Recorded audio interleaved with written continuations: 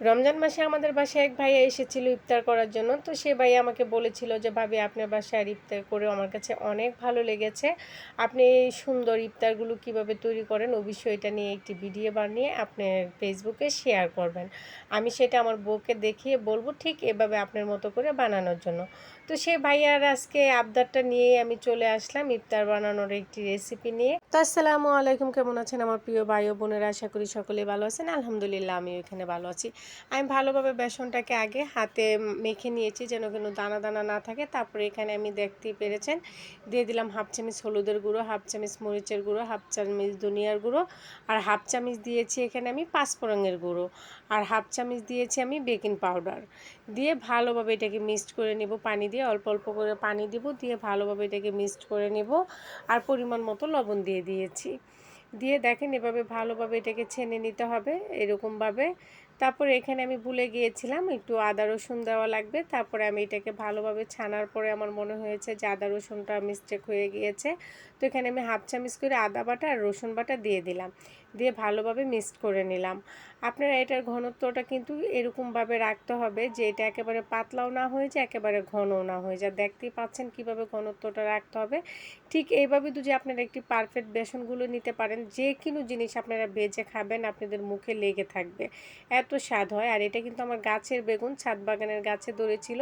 তো বেগুনটা আমি হালকা একটু বিট লবণ দিয়ে মেখে রাখবো, তাতে কিন্তু খুব সুন্দর একটি গ্রানও আসে আর খেতেও অনেক ভালো লাগে। আপনাদের যখন কামড় দিবেন তখনই দেখবেন যে বিট লবণের একটা ফ্লেভার বের হচ্ছে আর খেতেও অনেক মজা হয়। তো আমি ডালটাকে বেটে নিয়েছি, ডালটা আমি আদা বাটা করে বেটেছি, আমি কিন্তু পুরো মিহিন করি নাই ডালটা, দেখেছেন আপনারা। এখানে আমি পরিমাণ মতো পেঁয়াজ আর কাঁচামরিচ দিয়ে দিলাম আর লবণ দিয়ে দিলাম। তারপরে এখানে আমি এক চামচ দিয়ে দিলাম হলুদের গুঁড়ো। তারপরে এখানে আমি হাফ চামচ দিয়ে দিলাম পাঁচফোড়নের গুঁড়ো, হাফ চামচ দিয়ে দিলাম ধনিয়ার গুঁড়ো, হাফ চামচ দিয়ে দিলাম আদা বাটা, হাফ চামচ দিয়ে দিলাম রসুন বাটা। দিয়ে তারপরে এটাকে ভালোভাবে মিক্সড করে নিচ্ছি। দেখতে পাচ্ছেন এভাবে পেঁয়াজটাকে আমি মাখিয়ে নেব সুন্দরভাবে। এভাবে পেঁয়াজটাকে ভালোভাবে মাখিয়ে আমি সাইড করে রেখে দিব। এখন আমি আলুর চপের প্রস্তুতিটা করে নেব। আলুর চপটা আমি সবসময় এভাবেই তৈরি করি, আমার কাছে এভাবেই অনেক ভালো লাগে খেতে। আমি দেখেন অল্প পরিমাণ তেলে আমি কাঁচা মরিচ আর পেঁয়াজ দিয়ে দিয়েছি। আপনারা চাইলে কিন্তু শুকনো মরিচ দিয়েও তৈরি করে নিতে পারেন, কোনো সমস্যা নেই।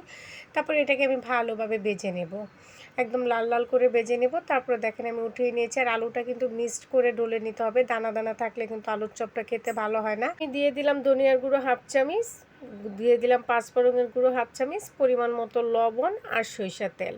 সরিষার তেলটা কিন্তু অবশ্যই দিবেন। এটা কিন্তু সরিষার তেলটা যখন দিবেন তখন দেখবেন যে খুব সুন্দর একটি ঘ্রাণ বের হয়।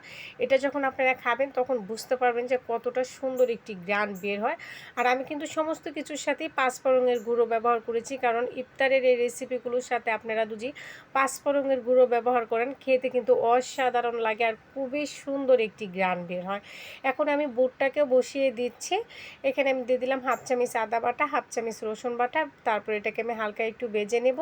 তারপরে এখানে পরিমাণ মতো লবণ দিয়ে দিলাম, হাফ চামচ দিয়ে দিলাম ধনিয়ার গুঁড়ো, হাফ চামচ হলুদের গুঁড়ো, হাফ চামচ মরিচের গুঁড়ো, হাফ চামচ দিয়ে দিলাম আমি পাঁচফোড়নের গুঁড়ো।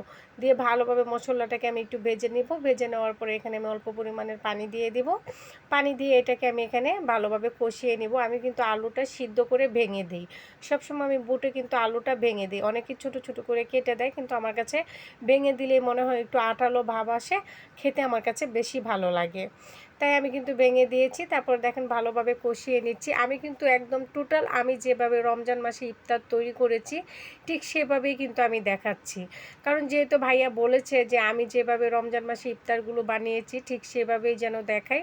তো আমি কিন্তু যেভাবে যেভাবে ইফতারগুলো তৈরি করেছি ঠিক সেভাবেই আমি দেখাচ্ছি, যেভাবে ভাইয়া দেখে বুঝতে পারে বা আমার অন্য ভাই ও বোনেরা দেখেও যেন বুঝতে পারে। যারা বানাতে পারে তারা তো আলহামদুলিল্লাহ, আর যারা না পারে তারা কিন্তু চাইলে আমার এই রেসিপিটা দেখে বানিয়ে নিতে পারবে। তারপর বুটটাকে ভালোভাবে টেড়ে চেড়ে নামিয়ে নেব। দেখতে পাচ্ছেন বুটটা হয়ে গিয়েছে। এখন আমার ভেজে নেওয়ার পালা, আমি সবগুলো ভেজে নেব। অল্প অল্প করে ভেজে আমি প্রথম আপনাদেরকে দেখিয়ে দিচ্ছি।